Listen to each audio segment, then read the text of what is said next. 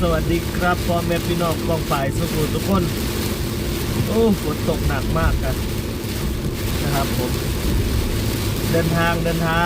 ชีวิตคือการเดินทางถึงไหนกับโมโหขับรถไปเรื่อยๆครับผมขับรถไปเรื่อยๆถึงไหนกับบอลู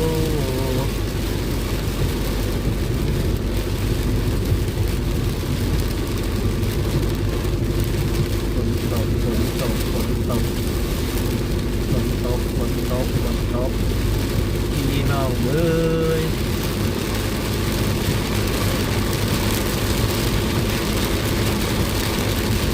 โอ้ฝนตกแรงมากเลยมันแบบ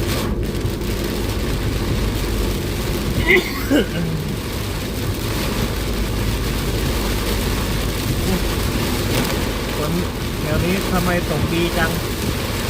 ตกแรงด้วยฝนตกแรงด้วยมองแทบไม่เห็นทางเลยพี่น้องเอ๋ย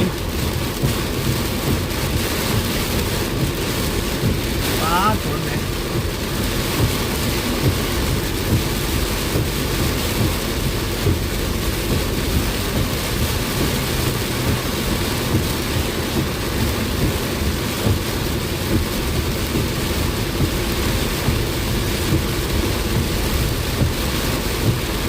ฝนแรงจริงครับผมพี่น้องเลยแม่มาเห็นทาง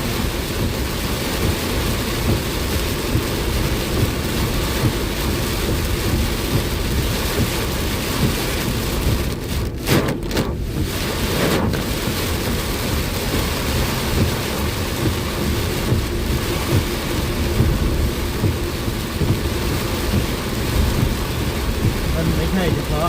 เขาเรียกว่าอะไรนะ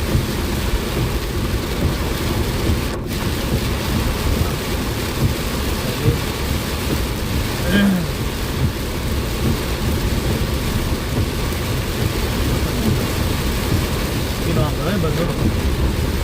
ฝนตกแห้งอย่างนี้นะปล่อยวานะพี่น้องนะ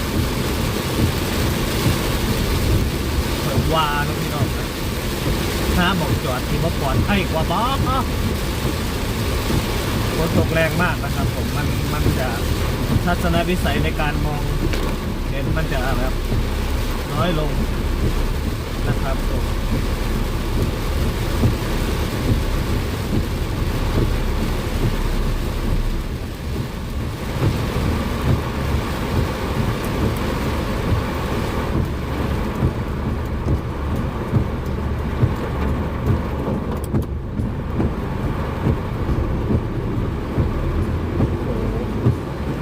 พี่น้องเอ้ยฝนตกแห้งค่ะถึงขอนแก่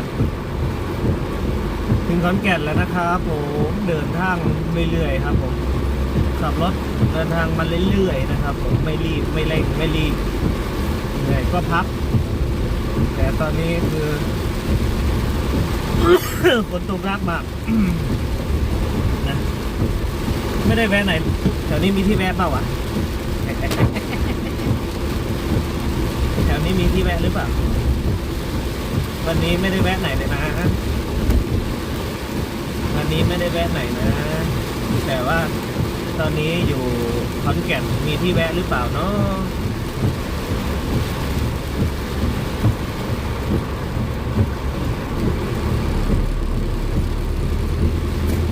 คือแบบออกมาวิ่งเลนนอกดีกว่านะครับผมเพราะว่ารถมันเยอะมากคือเรากลัวคือเราไม่ไปชนเขาก็จะชนเรานะครับ การขับรถแบบขับรถกลางสายฝนนะมันต้องแบบไม่ระวังเขาไม่ระวังเขาก็ระวังตัวเราก็ต้องระวังเองนะครับผมมันค่อนข้างที่จะอันตรายนะFBนะใจเย็น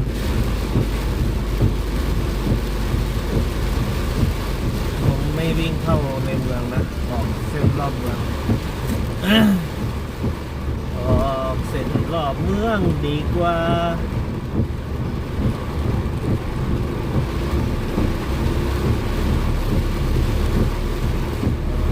ต ฝนตกแรงมากนี่แหละครับผมโอ้ยพี่น้องได้กลับบ้านการเดินทางแบบฝนตกมันก็จะมีมันก็ขาไปนี่ไม่โดนฝนนะตอนไปนี่ไม่มีฝนเลยขากลับมีฝนเลยมีฝนมาแทบจะตลอดทางเลยนะตั้งแต่เมื่อคืนพักที่ปากช่องนะเมื่อคืนนอนที่ปากช่องก็ตั้งแต่ปากช่องมามีฝนมาเป็นระยะมันทำให้รู้ว่าเราไม่ใช่ตัวแรงก็ได้ในหูว่าข่อยบ่เป็นตัวแรกเลยฝนตกพี่น้องฝนตกอย่างวันที่ไปเข้ากรุงเทพครั้งแรกไปดอนเมืองนะครับไปดอนเมืองครั้งแรกก็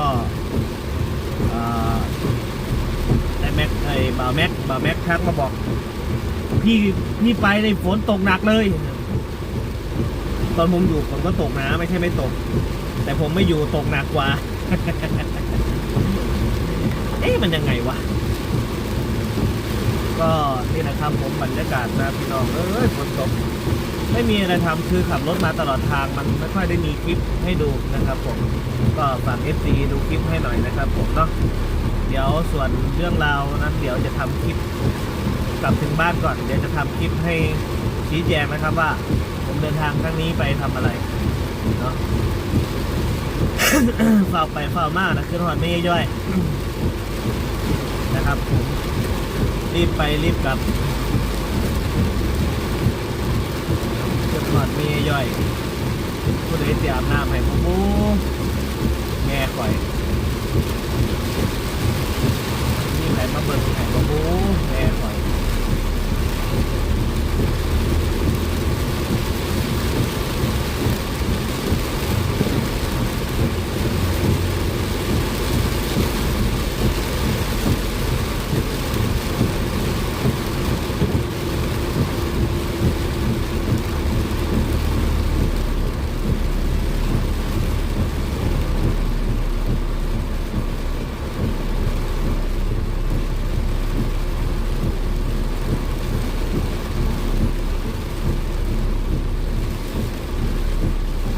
ฝนตกว่าจังนะพี่น้องเบิ่งฝน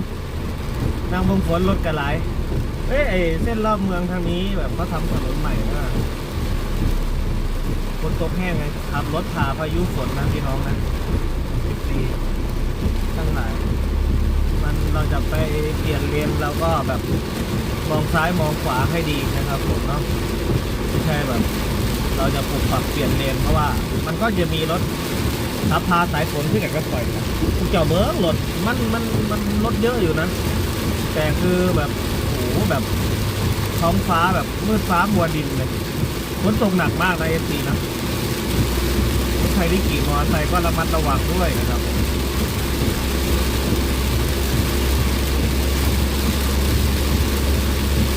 โอ้ฝนตกทั่วเมืองขอนแก่นเลยนะเนี่ยมองไปทางไหนก็มีแต่แบบสายฝนเหมือนพี่น้องเลย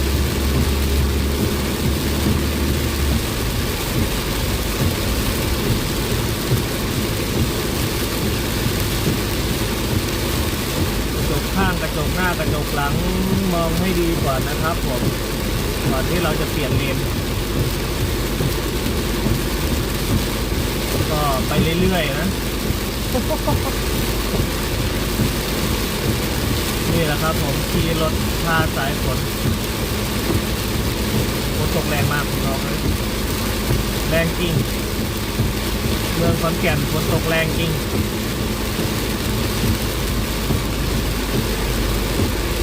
จากปกติขับรถแบบเขาเรียกว่าอะไรขับรถดูกินลมชมวิวมากินลมชมวิวมาแบบตลอดทาง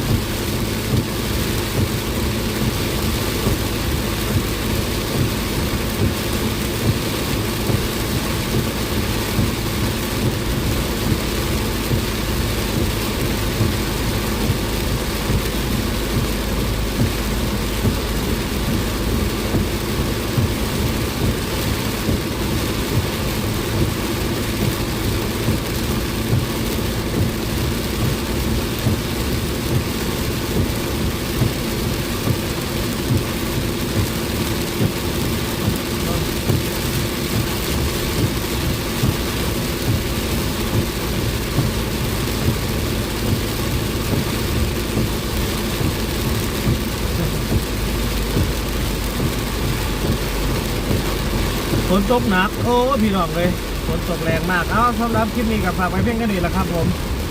เดี๋ยวแบบว่านี่แหละครับฝนตกสุดยอดเลยไกลฮอดสุดยอดแล้วนะครับผมก็นี่แหละครับผมเดินทางโอ้พี่น้อง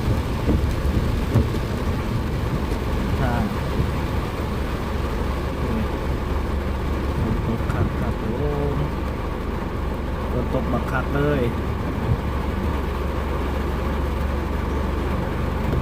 รถกลางสายฝนตอนนี้ติดไฟแดงอยู่นะครับ